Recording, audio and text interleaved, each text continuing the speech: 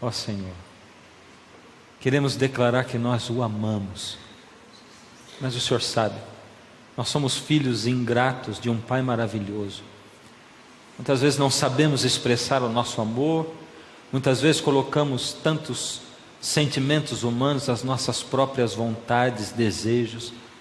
Mas, ó Senhor, essa noite queremos abrir o nosso coração e a mente para que o Senhor possa entrar aqui. Toma-nos, Senhor, com a nossa permissão, habita em nós, em nome de Jesus, amém.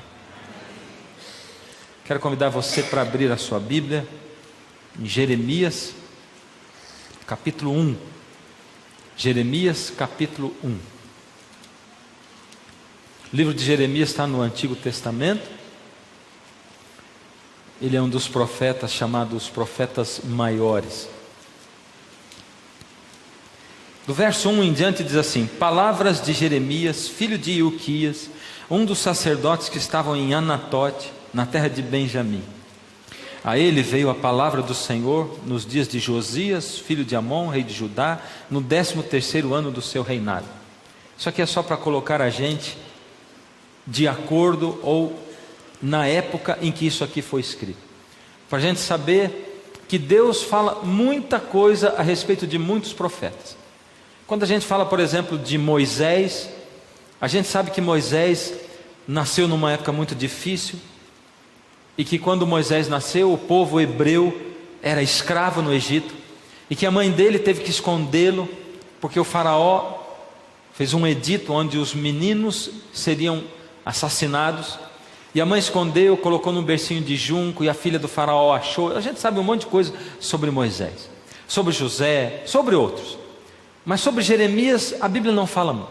A Bíblia diz, palavras de Jeremias, filho de Ilquias, e aí diz o nome do pai dele, que era Ilquias, e diz que o pai dele era sacerdote, e que Jeremias nasceu na cidade onde morava o pai dele, que era Anatote, uma cidadezinha pequenininha. Só isso que diz, essas coisas sobre Jeremias. Só que o que o Senhor Deus começa a conversar com Jeremias, logo em seguida, é tremendo.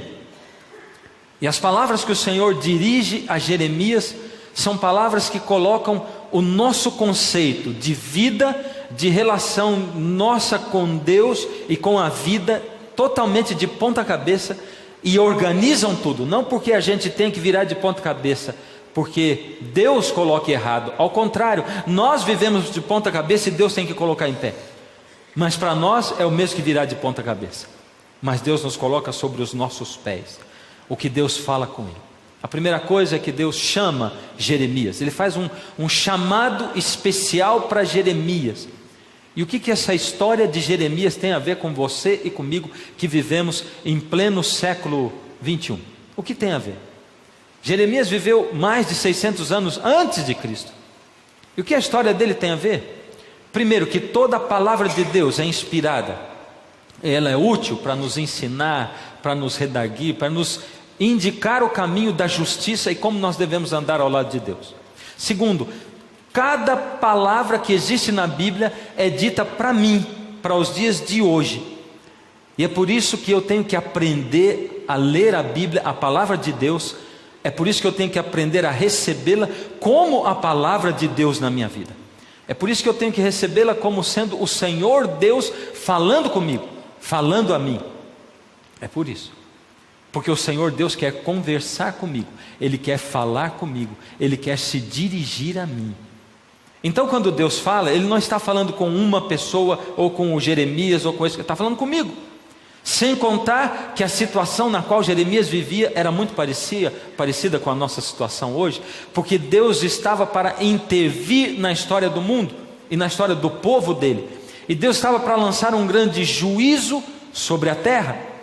E Jeremias foi chamado por Deus para pregar e para avisar as pessoas de que Deus estava para interferir e intervir. E Jeremias foi chamado para chamar o povo de volta para Deus, porque o povo tinha se afastado tanto de Deus, que Deus não podia mais agir na vida deles. Deus só age na nossa vida com a nossa permissão, só com a nossa permissão. O Senhor Deus não age de outra maneira, só com a nossa permissão. E é por isso que você é capaz de vir a um lugar desse aqui, é por isso que você é capaz de ir à igreja, é por isso que você é capaz de assistir à televisão, um programa religioso, o Senhor tocar a sua vida, o seu coração, e mesmo assim você não aceitar a Deus e não mudar nada na sua vida. Também é por isso que é possível você ouvir o chamado de Deus, aceitar o chamado de Deus só da boca para fora, não de fato, não de verdade, não de coração aberto, e depois você ficar cobrando: Deus, o Senhor não fez nada em mim. Porque um relacionamento sempre é uma via de duas mãos, de um lado Deus e do outro lado você, e tem que ter amor e cumplicidade dos dois lados. E Jeremias foi chamado nessas condições. E Deus começa a falar para Jeremias o seguinte, verso 5: antes que eu te formasse no ventre materno, eu te conheci. O Senhor Deus chegou para conversar com Jeremias, e Jeremias era um menino, e o Senhor Deus fez um diálogo, ou ele entrou num diálogo com Jeremias, e ele disse assim, verso 4, Jeremias diz: a mim me veio, pois, a palavra do Senhor dizendo: antes que eu te formasse no ventre materno, eu te conheci. Em outras palavras, Deus olhou para Jeremias e falou assim: Jeremias, quem é você, meu filho? Porque Jeremias ouviu o chamado do Senhor. Logo em seguida ele diz assim: Senhor, mas o Senhor está me chamando? Eu não passo de uma criança. Todos nós temos boas desculpas para dar para Deus quando Ele nos chama. E o Senhor Deus diz assim: Jeremias, quem está falando com você é Deus, e você é Jeremias hoje. O Senhor Deus trouxe você aqui nesse lugar. O Senhor Deus guiou você, ao você colocar no seu canal de televisão. O Senhor Deus guiou você para ouvir essa palavra que Ele deseja falar para você. Sabe por quê? Porque Ele está cansado de ouvir quando você diz assim: Deus, por que o Senhor não me responde? Deus, por que o Senhor não fala comigo? Deus, por que o Senhor parece um Deus tão distante assim? Parece que eu estou falando com alguém que não me ouve, ou que não me responde, que é surdo ou que é mudo. Por isso Deus trouxe você aqui. Deus aproximou você dele através dessa mensagem da palavra de Deus para dizer: pois você não está pedindo para eu falar, eu estou trazendo você aqui para falar com você. Agora ouve a minha voz, se você pode, porque eu falo através da minha palavra, eu falo através de pregações, eu falo através de pessoas, eu falo através de circunstâncias, eu falo também na sua mente, através de sonhos, eu falo através de visões, eu falo de muitas maneiras. Agora ouve a minha voz, porque eu vou falar para você: antes que eu te formasse no ventre da tua mãe, eu te conheci. E o que Deus está querendo dizer com isso? Deus está querendo dizer: Jeremias, olha para mim, filho, nós seres humanos somos tremendos. Nós olhamos para Deus e questionamos a Deus. Nós somos sempre assim. Já desde pequenos nós somos questionadores. Questionamos os nossos pais. A gente mal aprende a falar, a gente diz assim: por que não? Não é a pergunta que a gente ouve dos filhos durante um bom tempo? Filho, não. Mas por que não? Por que não, pai?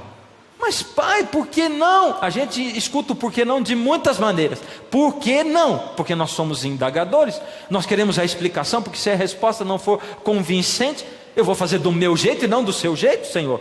Por que não? Nós olhamos para Deus e dizemos assim: Senhor, prova para mim que o Senhor existe. Por que o Senhor não deixou mais provas científicas, evidências de que o Senhor existe? Para eu não ter tanto trabalho e ficar dependendo da minha fé. Prova para mim que o Senhor existe, Deus. Aí eu vou poder acreditar no Senhor. E Deus olha para você. E eu quero levar você para o texto de Romanos, capítulo 1. E dá uma olhada sobre o que Deus fala a respeito de provar para você que Ele existe. O Senhor Deus diz em Romanos, capítulo 1, do verso 20 em diante. 20 e 21. Porque os atributos invisíveis de Deus, assim o seu eterno poder, como também a sua própria divindade, claramente se reconhecem desde o princípio, sendo percebido por meio das coisas que Ele criou. Tais homens que não acreditam no Senhor são por isso indesculpáveis. É isso que ele fala. Tais homens são por isso indesculpáveis. Deus está dizendo: é só você olhar para a criação. Os céus anunciam a glória de Deus, os céus proclamam a glória de Deus, e o firmamento anuncia as obras de suas mãos. Ou seja, olha para a natureza, olha para a andorinha, olha para o castor quando ele constrói as suas barragens, olha para o vagalume como ele é capaz de produzir luz sem produzir calor, e a ciência está estudando isso até hoje. Olha para a natureza, e os atributos de Deus são assim. E se você não acredita, você é indesculpável, porque acreditar em Deus não precisa de provas.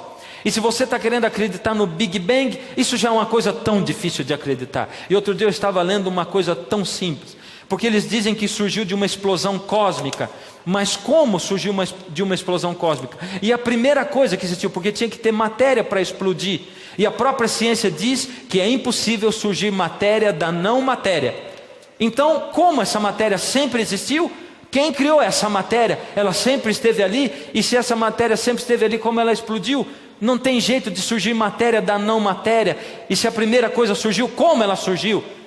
Aí Deus diz assim: se a ciência não sabe explicar, é porque precisa de fé para acreditar que alguma coisa existia para explodir. Existiu alguma coisa antes de explodir. A teoria da relatividade do Albert Einstein, ela diz que o universo está se expandindo cada vez mais. Ele está em expansão.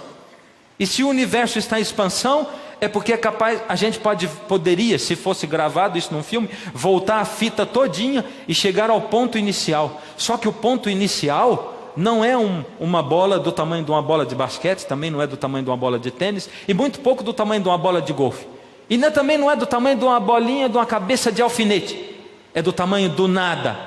Ou seja, o universo, a lei da relatividade, ela diz que o universo continua se expandindo. E se a gente voltar, a gente vai voltar até chegar não a uma matéria pequenininha, pré-existente antes da matéria. A gente vai voltar para o nada.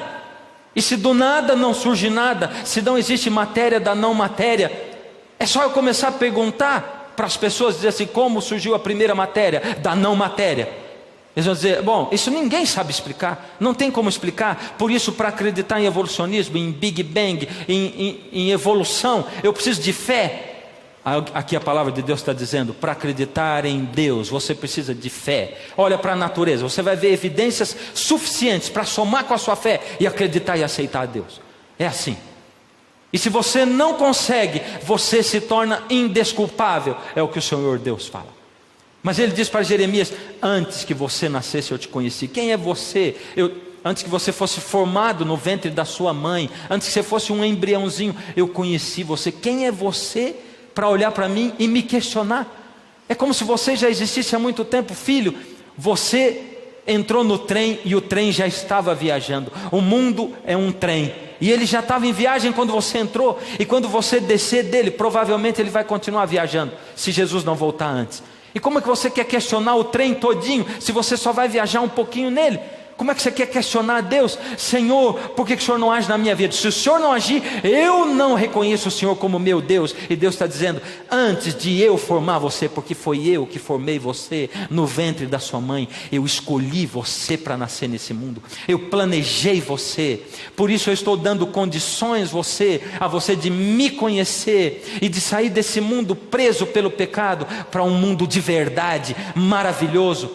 Antes de eu formar você no ventre da sua mãe, eu conheci você. Então não fica olhando, porque quer você queira, quer não, eu existo. Quer você queira, quer não, eu sou Deus e eu planejei você. Quer você queira, quer não, eu morri por você na cruz. E quer você aceite ou não, eu voltarei a esse mundo daqui a pouco. E esse vai ser o próximo momento de juízo que eu, Deus, vou exercer nesse mundo. Ou você está preparado ou não. Ou você gasta tempo me questionando, ou você investe tempo me conhecendo.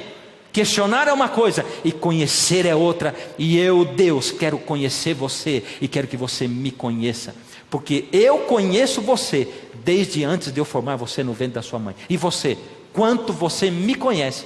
Deus. Mas Deus diz outra coisa para Jeremias. E Deus diz: e antes que você saísse do ventre da sua mãe, eu te consagrei. Antes que saísses da madre, te consagrei. O que quer dizer te consagrei? Essa palavra consagrei é separei, separar. E separar tem um outro sinônimo dentro da Bíblia para separar, que é o quê? Santificar, santo. O santo é o separado. Por isso Jesus diz assim: sede santos como eu sou santo. Fique separado para mim. Fique separado. Não é o santo imaculado que não peca. todos nós somos pecadores. Por misericórdia, lembra disso quando você estiver chegando na igreja.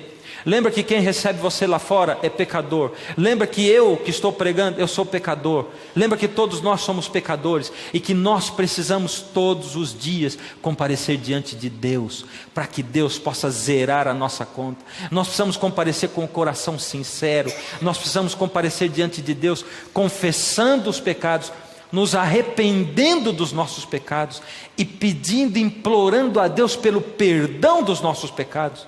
É a isso que o Senhor Deus nos chama, a cada um de nós. Mas nós somos pecadores. Mas o Senhor Deus diz assim: antes que você saísse do ventre da sua mãe, eu separei você. O que quer dizer separei?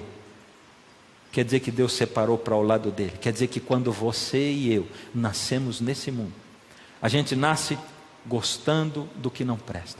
A gente nasce gostando do pecado. A gente nasce gostando de comer o que não presta. Lembra que nós falamos num programa desses atrás? A gente nasce gostando de assistir o que não presta.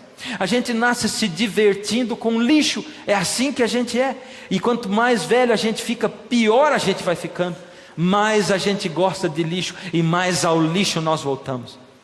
O Senhor Deus está dizendo assim: antes que você nascesse, eu sei que você vai nascer pecador num mundo de pecado, e que você vai nascer escravo do pecado. Por isso eu, através do meu sangue derramado na cruz, antes de você nascer, eu separei você para mim. Para mim, você é meu. Eu conheci você porque eu planejei, e eu separei você para mim. Você é meu. Eu te dou plenas condições de você vencer o mundo. No mundo tereis aflições, mas tem de bom ânimo, porque eu venci o mundo, é o que Jesus diz. Ele está dizendo: eu separei você para você vencer o mundo. E eu vou dizer um negócio para você: é obra-prima de Satanás fazer você sentir que você é o mais miserável de todos os seres humanos. Lembra disso sempre. E você vai olhar para todo mundo e sempre vai se comparar. A miséria humana é se comparar com o próximo. Por isso a lei de Deus protege você. O Senhor Deus protege você na lei dele, quando ele diz assim: não cobiçarás. Não cobiçarás. Sabe o que Deus está falando? Proteja-se da desgraça que é viver a vida se comparando com o seu irmão. Sabe, eu tive uns tempos atrás o privilégio de fazer uma série dessas aqui lá na Inglaterra. E aí eu estava lá e fui conhecer a casa do pastor, que mora lá há muitos anos.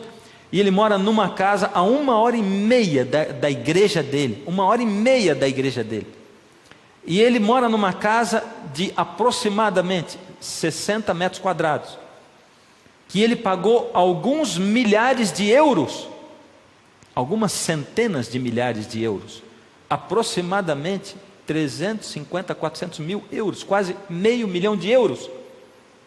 Agora você imagina que aquela casa de 60 metros quadrados, a 1h30 do centro de Londres, onde é a igreja dele, e ele feliz da vida, porque poucas pessoas da igreja dele conseguiram, depois de tanto tempo, comprar uma casa como aquela, porque é caro. Feliz da vida. E aí, aqui no Brasil, a gente mora, quem mora numa casa de 60 metros, fica olhando e dizendo assim: puxa, a casa do fulano, aquilo que é casa, puxa, isso aqui é casa, não esse aqui que eu tenho. Agora lá o outro está contente, mas se ele morasse em outro lugar, talvez ele também não estivesse contente, porque a desgraça da nossa vida é a comparação, é a cobiça, é eu querer ter a vida do outro, é eu dizer assim: o meu casamento não dá certo por causa da minha esposa, porque se a minha esposa fosse a fulana de tal que é a mulher do outro, aí daria certo, porque ela é que é uma esposa de verdade, ele é que é um marido de verdade. É eu olhar para o outro e cobiçá-lo para mim, sem me lembrar que a pior pessoa do meu casamento sou eu mesmo, e que se eu tenho aquele marido, aquela esposa, eu preciso aprender muito com ele. Eu preciso aprender lições, ou é de humildade, ou é de perdão, ou é lição de sabedoria.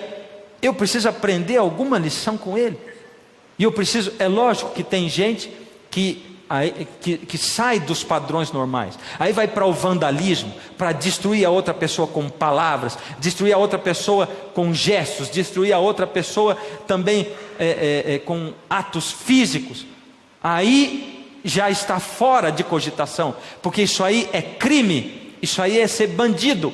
Quando você destrói a outra pessoa com quem você é casado, você está cometendo um crime, você está matando essa pessoa, seja aos poucos ou seja de uma vez, você está matando essa pessoa. Por isso eu não estou falando desse tipo de gente.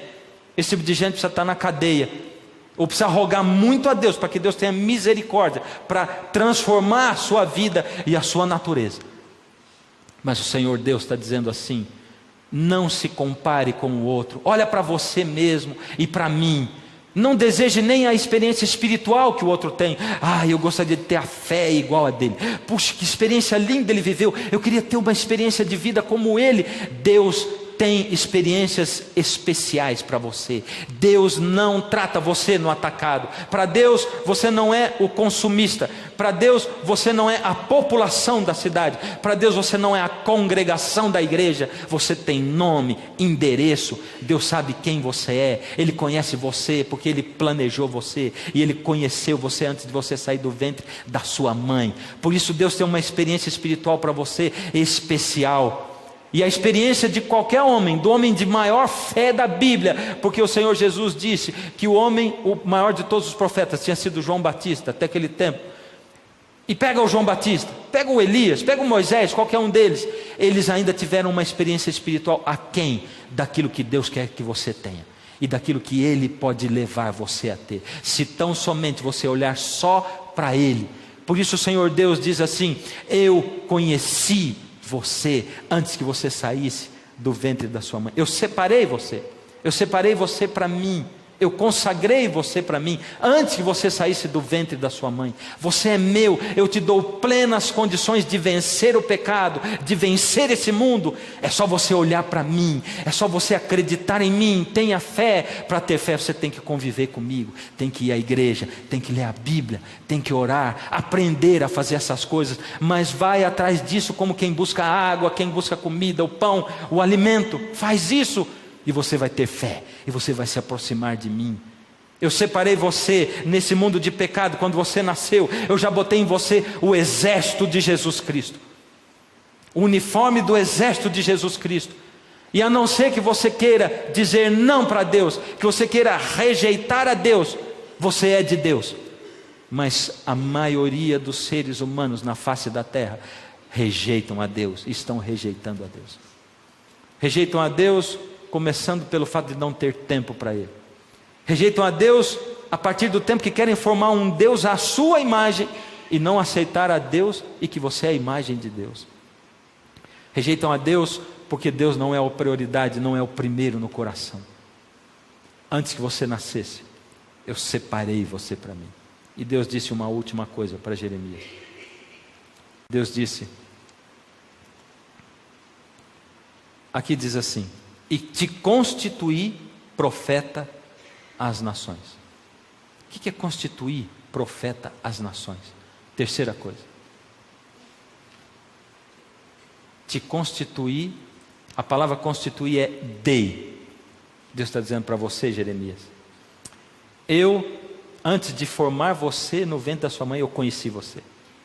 Segundo, antes de você sair de lá, eu separei você para ser meu, e a não ser que você não me queira, você é meu. Eu comprei você com o preço do meu sangue, mas o meu sangue é uma fonte a jorrar de salvação. Você tem que ir lá beber do meu sangue, você tem que ir lá buscar o meu sangue, se lavar no meu sangue.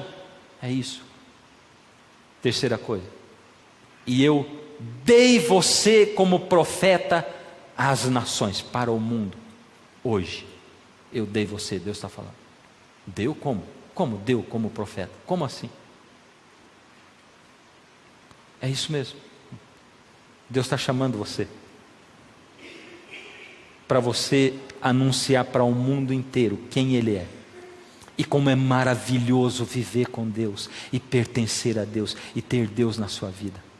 Como é maravilhoso estar ao lado de Jesus, e como Ele coloca você acima dos problemas e faz você olhar os problemas de um jeito diferente. Como Ele transporta você para perto dEle. O Senhor Jesus está chamando você que veio aqui hoje, você que ligou seu aparelho de televisão, O Senhor Jesus está olhando para você e está dizendo: eu conheci você, eu separei você, eu estou te enviando, eu estou chamando você e enviando para contar para o mundo, para ter uma experiência comigo e contar para o mundo. Você vai ser profeta às nações hoje, porque eu preciso que se cumpra o que o Senhor Jesus disse, quando os meus discípulos me perguntaram: Senhor, que sinais haverá da tua vinda? E eu disse os sinais todos. E depois lá em Mateus 24:14 eu disse: a última profecia que vai se cumprir e este evangelho do reino será pregado a todo mundo, para testemunho a todas as nações, e então virá o fim. Porque se você não falar para os outros de Jesus, Jesus não vem. Ou melhor, se você não falar para os outros de Jesus, ele diz assim: se você não falar, a pedra vai falar, mas eu venho. É isso. Tenha o privilégio de falar de Jesus. Mas eu, Jesus, estou chamando você. Não interessa que você entrou aqui e está dizendo: que é isso, é a primeira vez que eu entro nessa igreja, acho que Jesus está me chamando. Tem um pedaço da história da andorinha que eu não contei de propósito, que é o seguinte: a mãe andorinha fez o ninho, nasceram os filhotinhos, e como é filme, rapidinho os filhotinhos cresceram dentro do ninho e se tornaram jovens andorinhos. Lembra como é que era? Tinha ali um paredão de pedra, lá embaixo o mar, bem alto, lá no meio do paredão um buraco, e de dentro do buraco saía um galho, um tronco de uma árvore que se estendia por sobre o mar. E lá dentro a mamãe andorinha fez o ninho e colocou ali os ovinhos, e os filhotinhos vieram, e aí cresceram, se tornaram jovenzinhos. Num belo dia, mamãe andorinha começou a fazer um movimento diferente ali dentro do ninho. Sabe o que ela fez? Subiu no tronco e botou os 3 filhotinhos em cima do tronco, os jovenzinhos em cima do tronco. Só que a mamãe andorinha estava para o lado de dentro e os filhotinhos para o lado de lá. Aí a mamãe andorinha resolveu andar, progressão lateral, para quem já fez educação física. Sim. Sabe como é que é? Em cima do tronco. Fazendo assim, logicamente, ela foi empurrando os filhotinhos para o lado de fora. E o galho foi acabando. Os filhotinhos até resistiam, eles não queriam ir muito, mas ela dava um empurrãozinho mais forte, e eles iam e uns pulinhos para lá e tal, e foi, até que o galho foi acabando para o primeiro filhotinho que estava lá na ponta. E aquilo dá uma aflição na gente, porque aquilo é alto demais, e aqueles filhotinhos todos jovenzinhos, aquela mãe andorinha empurrando, e quando acabou o galho para o primeiro lá, ele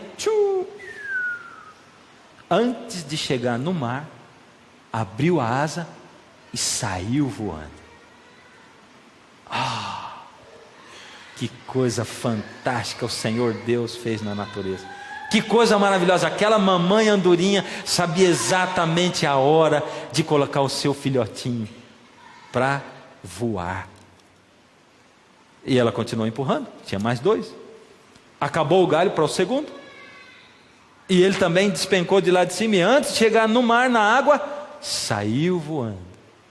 Aí ficou o terceiro. O terceiro eu apelidei de filhotinho Jeremias, porque aquele era teimoso. Porque você sabe o que o Jeremias respondeu? Eu falei para você, mas olha o que diz no verso seguinte, verso 6. Então lhe disse eu: Senhor, eis que não sei falar, porque não passo de uma criança.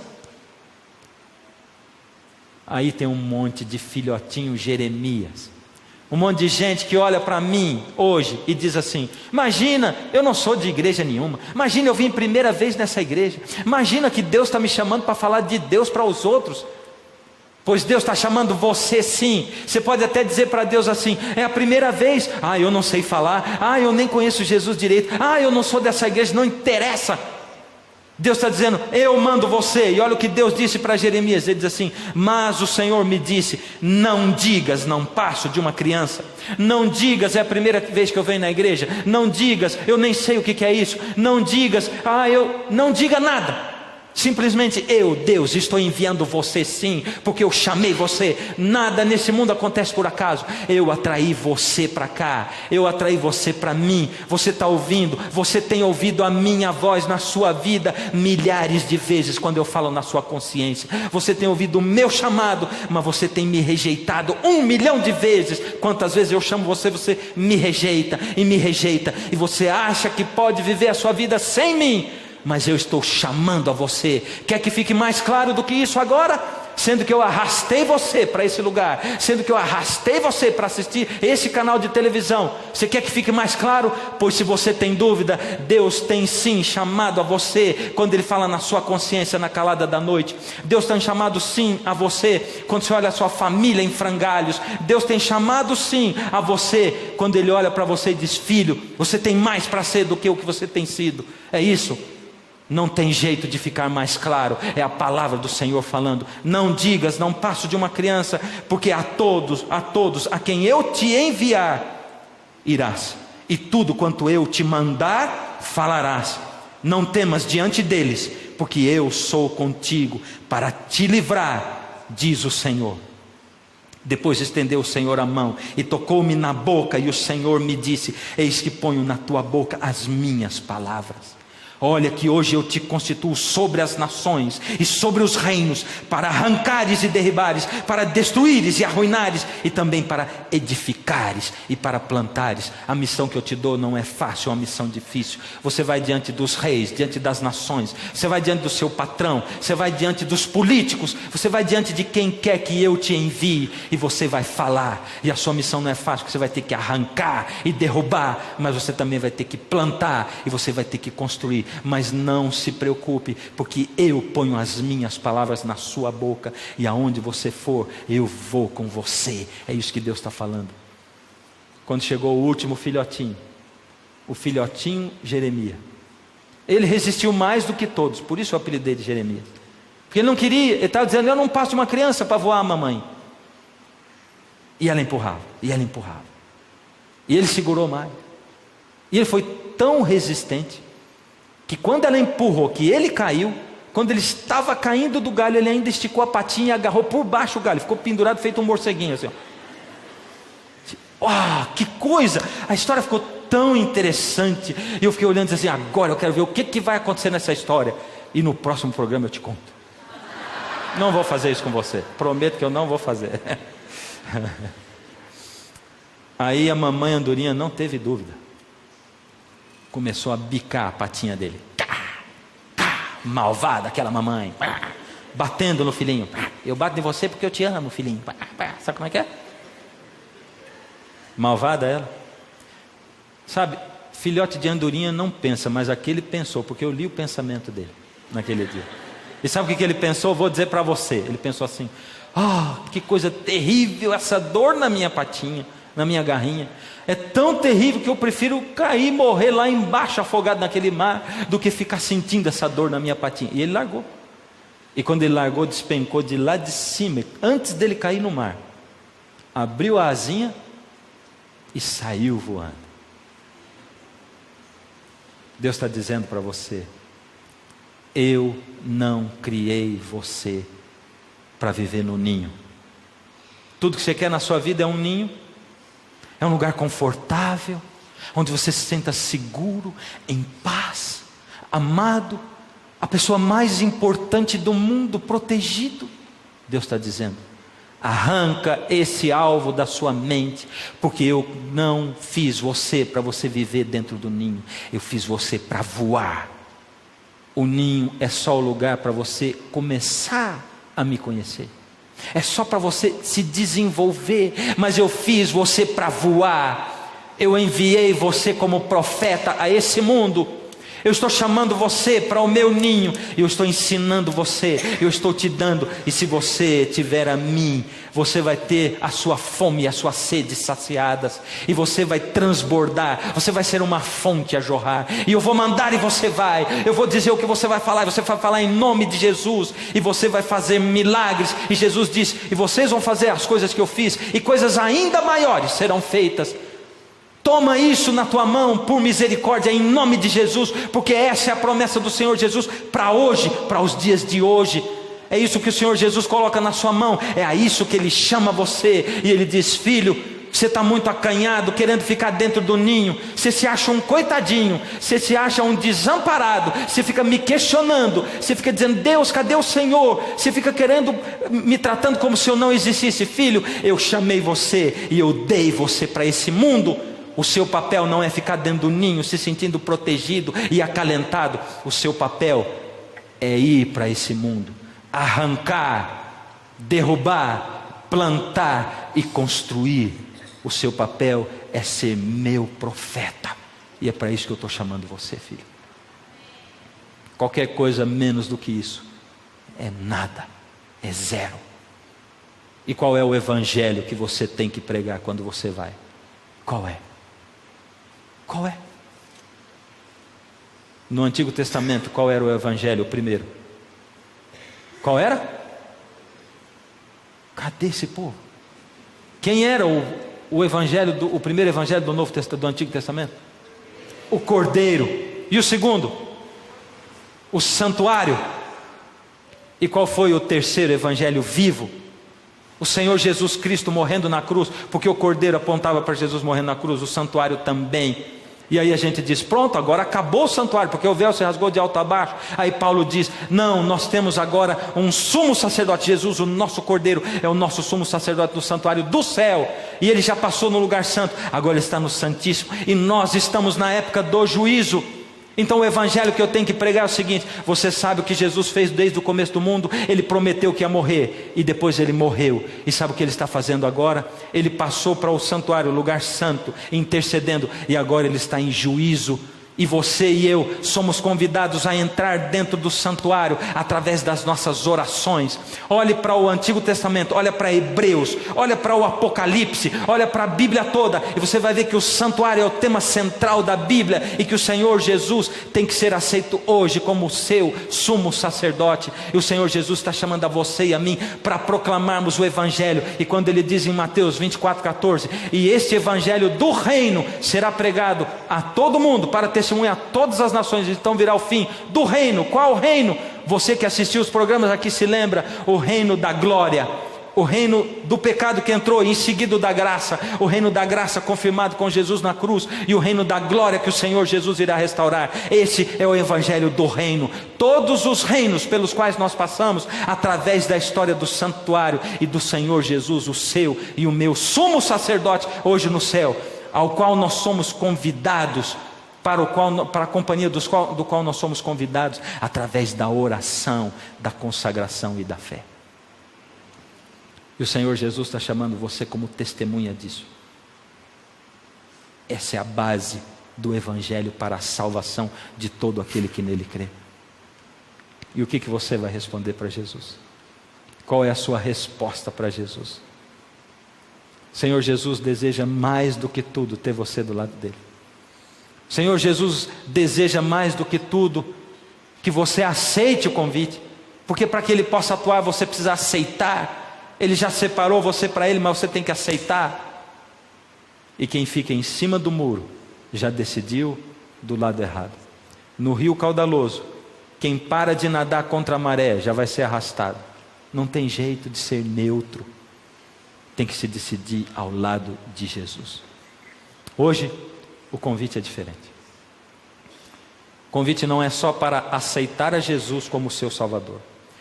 Não é só para aceitar a Jesus como seu intercessor no santuário celestial, hoje na época de juízo. É para isso também, mas é para ser enviado por Deus. Ter Deus dentro do coração e começar a compartilhar. Isso não é difícil, é? Eu fico olhando para alguns rostos aqui que têm recebido o Senhor Jesus. É a coisa mais maravilhosa do mundo ver como é que vocês vão deixando Deus entrar no coração. E de repente você fica assim, doido de vontade de falar de Jesus para todo mundo, doido de vontade que todo mundo venha ao programa, doido de vontade que todo mundo da sua família conheça Jesus e aceite a Jesus. E as pessoas começam a olhar para você e dizer assim: ih, está ficando chato. Porque aquele que aceita Jesus, Jesus transborda da sua alma. Esse é o primeiro amor. E a reprovação do Senhor Jesus à igreja de Laodiceia, que são os cristãos, nós cristãos dos últimos dias, é: tenho porém contra ti, que abandonaste o primeiro amor. Esse primeiro amor não pode acabar nunca. Por isso não é difícil falar de Jesus, porque quem tem Jesus, Jesus transborda do seu coração. Quem tem o Filho tem a vida, e o Senhor quer que você tenha a vida. O Senhor Jesus hoje vai chamar você. Quando você fala de Jesus para um, para outro, aquilo vai virando uma bola de neve que você não sabe nem onde vai parar. Esses dias, há um tempo atrás, um casal lá em Petrolina, o Fabiano com a Eugênia. A Eugênia começou a ter problemas muito sérios, porque ela foi fazer uma faculdade de artes. E lá na faculdade de artes, muitos professores ateus, pós-modernos, é um nome bonito para esse ateísmo moderno. E começaram a engendrar, a colocar, insuflar filosofias na mente dela. E ela começou a descrer de Deus, questionar Deus. E à medida que Deus foi saindo da vida dela, foi entrando um vazio interminável. E ela caiu numa depressão tremenda. Sem fé, sem Deus. E ela foi para suicidar. Subiu num lugar para suicidar. A população reuniu ali embaixo, as pessoas gritando para ela não pular dali. E o corpo de bombeiros veio. E um bombeiro se aproximou dela. E esse bombeiro começou a falar de Jesus para ela e de Deus para ela. Chamado por Deus, não somente para ser um bombeiro, mas um bombeiro servo do Deus Altíssimo, do Senhor dos Exércitos. E ele começou a falar de Jesus para ela. E à medida que ele falava de Jesus, de Deus, ela falou assim: ele poderia ter falado qualquer outra coisa para mim que não ia me fazer desistir, mas à medida que ele falava, aquilo preencheu o meu coração e a minha alma. Preencheu. E ela desistiu. Depois de algum tempo, a mãe dela, que é membro de uma igreja evangélica, outra igreja não adventista, disse: filha, você está precisando de Deus. Você faz arte. Tem uma TV que eu vou mostrar para você, vou te falar, é a TV Novo Tempo. Está no canal 141 da Sky. Ali tem um programa da tia Cecel e ela ensina arte. Dá uma olhadinha lá. E ela começou a assistir não só o da tia Cecel, como outros programas também. E o marido dela, Fabiano, também começou a assistir. E ele começou a pedir os cursos por correspondência. E começou a fazer os cursos por correspondência. E ele foi tirando as dúvidas dele com o missionário Manassés, que está todos os dias aqui antes do programa começar, através da internet. E quando foi um tempo atrás, ele mandou um e-mail dizendo que ele vinha na Novo Tempo, mas ele não sabia bem em que data. Muitas pessoas vão visitar a Novo Tempo para conhecer. E quando foi na semana passada, eles dois chegaram de Petrolina para visitar Novo Tempo. Ele é engenheiro elétrico, trabalha lá em Petrolina. E aí, eles não sabiam, e essa série de programas estava sendo gravada aqui. Naquela noite, o Manassés convidou-os para dormir na casa deles, e eles vieram até aqui. Numa dessas noites em que nós gravamos, o programa está escrito. E quando foi no finalzinho, os dois estavam bem aqui, nesse lugar, aceitando a Jesus, com lágrimas nos olhos, e eu aqui, quase sem conseguir terminar de cantar a música. E eles voltaram para lá agora, para fechar o seu compromisso com o Senhor Jesus, no batismo. O Senhor Jesus está chamando você de maneiras as mais diferentes possíveis. E eu não sei qual é. Ele está chamando você, também não sei de que maneira. Não sei de que maneira o Senhor Jesus chega a você hoje, aí aonde você está, mas Ele está falando com você e chamando você. Por isso, enquanto eu canto essa última música, Ele vai chamar você hoje para aceitar Jesus como cordeiro, como sacerdote, sumo sacerdote, e para ser enviado como o Jeremias de hoje. E se você aceitar, é só ficar em pé. E eu quero orar com você, dedicando você ao Senhor Jesus. E a primeira coisa que você vai fazer quando ficar de pé é não olhar para quem ficou sentado. É isso. Olha para a sua vida. É com você que Deus está falando. Deixa Deus falar com você. Porque se você se orgulhar, o trabalho de Jesus foi todo destruído. Não tem motivo nenhum para se orgulhar. É você e Jesus. Enquanto a música toca, o Espírito de Deus toca o seu coração. E se você souber a música, canta comigo. Essa música fala de gente que se colocou nas mãos de Jesus e que deixou o Senhor Jesus operar através dele. E você vai ver que maravilha o Senhor tem para fazer através de você. Sonhei que fui pro céu,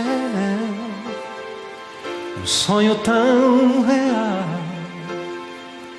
Nas ruas de ouro eu andei, no lago de cristal. Ouvi um coro de anjos e eu também cantei. Foi quando um jovem me tocou, chamou meu nome e eu olhei. Me perguntou: você não lembra mais da igreja no interior? Eu era só um menino ali, você o meu pastor. Você me ensinou a orar e me falou da cruz. Um dia então você orou e aceitei ao meu Jesus. Obrigado por dar-me pro Senhor. Hoje eu estou transformado. Obrigado por dar-me pro Senhor. Hoje eu sou tão feliz. E um rapaz chegou me dizendo: você me trouxe luz, pois deu um livro a outro alguém, falando de Jesus. Jogaram fora o livro, encontrei-o e o li. Jesus tocou meu coração e por isso estou aqui. Canta comigo. Obrigado por dar-me pro Senhor. Hoje eu estou transformado. Obrigado por dar-me pro Senhor. Hoje eu sou tão feliz. Um a um foram vindo, formando uma multidão. Vidas ganhas porque eu amei, tive fé e compaixão. Coisas simples e grandes que a vida ocultou. Na terra ninguém viu, mas o céu nos revelou.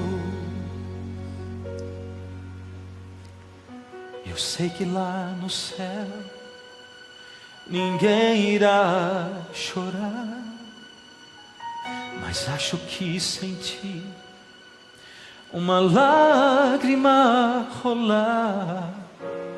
Jesus então chegou, tocou em minha mão, disse: filho, obrigado por dar teu coração. Ainda dá tempo para você. Obrigado por dar-me pro Senhor. Hoje eu estou transformado. Canta. Obrigado por dar-me pro Senhor. Hoje eu sou tão feliz. Obrigado porque eu tive sede, você me deu de beber. Obrigado porque eu estive nu e você me deu roupa e me vestiu. Porque eu tive fome, você me deu o que comer. Obrigado porque eu estava preso e você foi me visitar. Porque eu estava doente e você foi me ver e orou comigo. Obrigado porque um dia você aceitou o chamado de Jesus. Você aceitou o Senhor Jesus. Aceitou ser um profeta dele. E por causa de você que falou de Jesus para mim,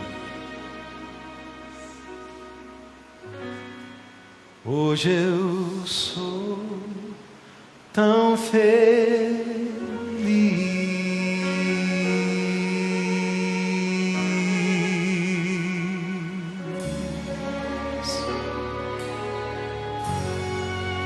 Ó Senhor Jesus, aceita, Senhor, a entrega que nós fazemos ao Senhor. Aceita, Senhor, toca essas vidas, esses corações, confirma as decisões, que não sejam decisões simplesmente emocionais, mas que sejam emoções de fato, decisões de fato. Ó Senhor, completa em nós aquilo que nós não podemos fazer, porque nós somos imperfeitos, somos falhos e fracos. Ajuda-nos, Senhor, a continuarmos crescendo no Teu conhecimento, para que tenhamos mais fé, que possamos não largar das Tuas mãos. Mas queremos também nos colocar nas Tuas mãos, Senhor, para que, se o Senhor precisar nos empurrar para fora do galho, para despencarmos, Senhor, para sabermos que precisamos voar, faça isso, porque autorizamos. Toma-nos nas Tuas mãos, e que nada nos afaste do Senhor, em nome de Jesus. Amém, Senhor.